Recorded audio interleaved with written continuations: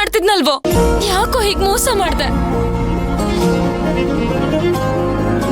ನೀನೇನೋ ನನ್ನನ್ನ ಮನೆಯಿಂದ ಆಚೆ ಹಾಕಿ ನಿರಾಳ ಆಗ್ಬಿಟ್ಟೆ.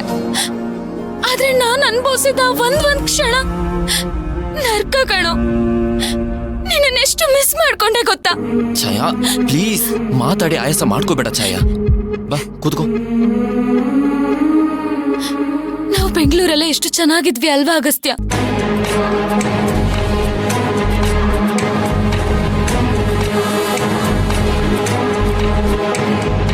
ಸರಿ ನೀನ್ ಮಲ್ಕೋ, ನಾನು ಬೆಳಗ್ಗೆ ಸಿಗ್ತೀನಿ.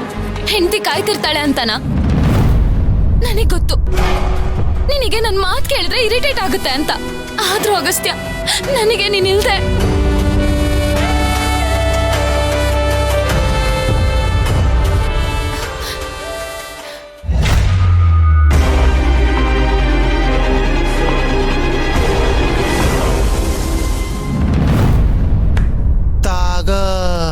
ಅಲ್ಲ ಕಣೆ ತಮ್ಮಿ, ಇದೇನೆ ಇದು?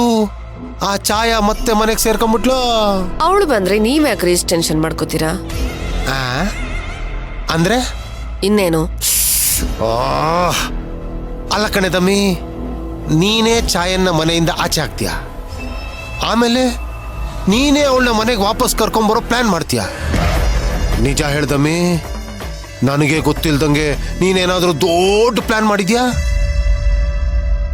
ನನ್ ಕನ್ಸು, ನನ್ ಪ್ಲಾನು ಎಲ್ಲ ದೊಡ್ಡದಾಗಿರುತ್ತೆ.